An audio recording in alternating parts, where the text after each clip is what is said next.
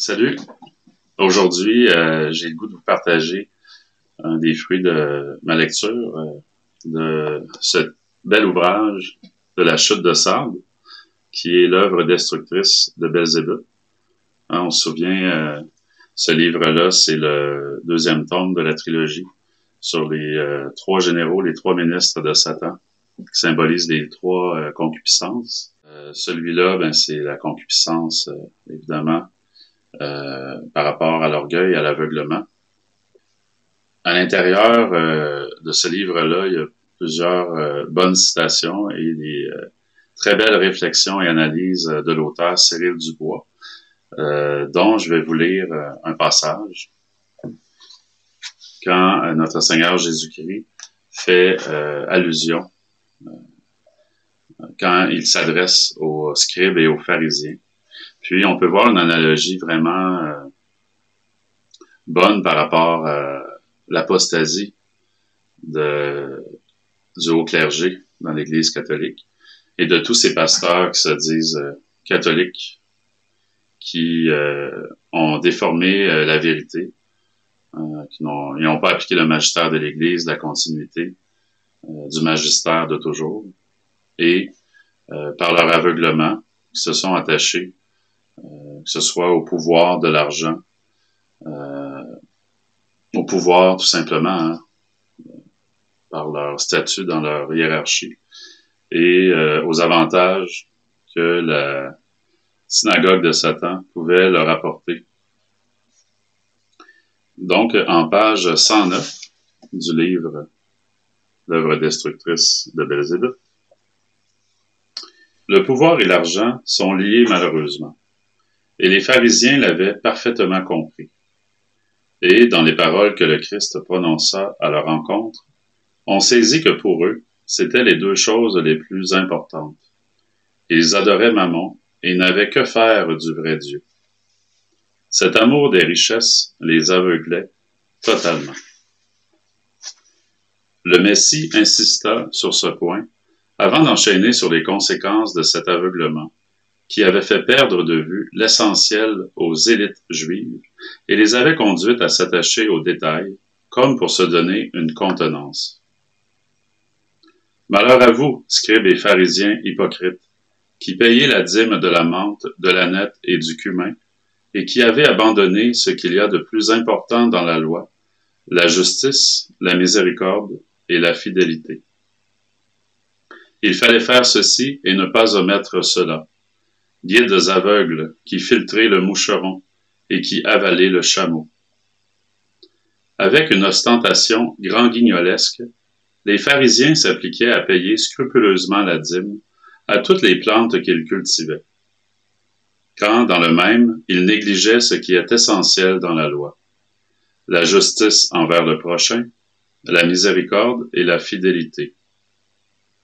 Et le divin Sauveur leur rappela que s'il est bon de connaître les plus petites lois, combien alors est-il nécessaire pour le salut de ne pas méconnaître les grands principes moraux qui sont les fondations sur lesquelles repose la loi.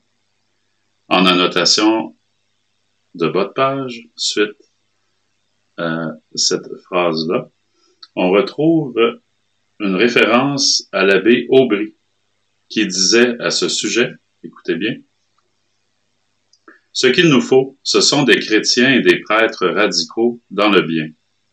Lorsque les idées régnantes, les désertions et les scandales auront enlevé à l'Église la moitié, puis les trois quarts, puis les 9/10, puis les 99 centièmes, puis les 999 millièmes de sa famille, si le millième demeuré fidèle est excellent et radical, tout sera gagné, car ce millième formera la petite, mais vaillante armée de Gédéon, la semence saine et irréprochable d'une nouvelle société.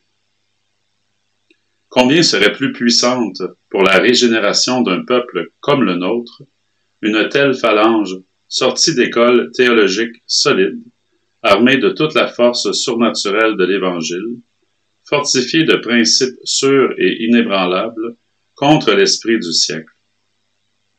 Elle se répandrait partout, occuperait les positions sacerdotales comme des postes militaires où elle doit faire sentinelle et combattre, saupoudrerait en quelque sorte la société et lutterait avec ce bel ensemble contre l'erreur.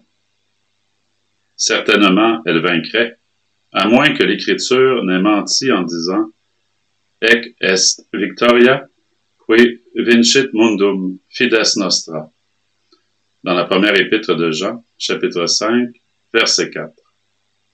On dit souvent « Les hommes manquent, je n'en crois rien ». Ce sont les principes qui manquent, et il y a toujours assez de chair humaine. La France est trop féconde pour manquer d'hommes.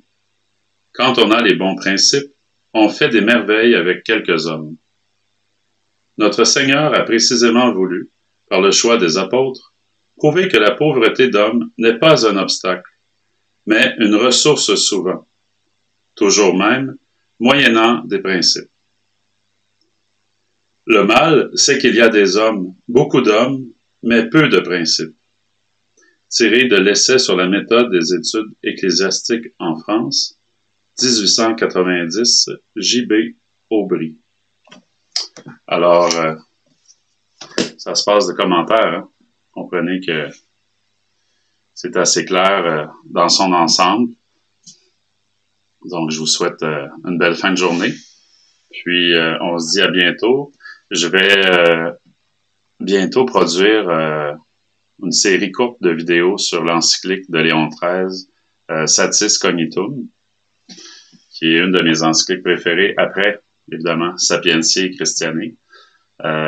Donc, manquez pas ce nouvel épisode-là. Pour ceux qui ne sont pas abonnés, n'hésitez pas à vous abonner et partager les vidéos afin qu'il y ait plus de visibilité pour les vérités qui sont contenues dans mes travaux. Alors, on se dit à bientôt.